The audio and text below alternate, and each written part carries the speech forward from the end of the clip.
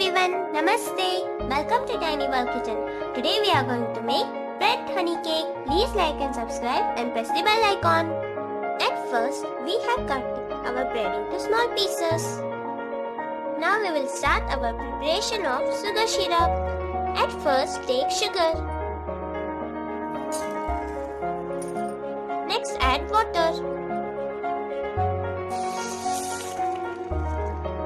Mix well. Don't make it very thick, only till the sugar gets boiled. Now off the stove. In jam, we will put our honey. Mix it well.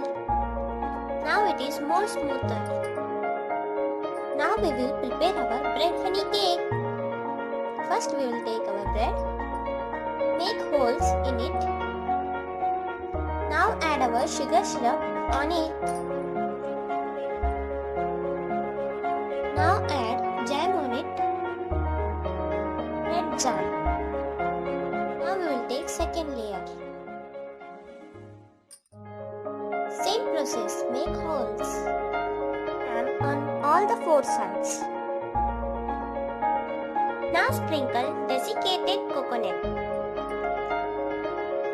Now our bread honey cake is ready. Please like and subscribe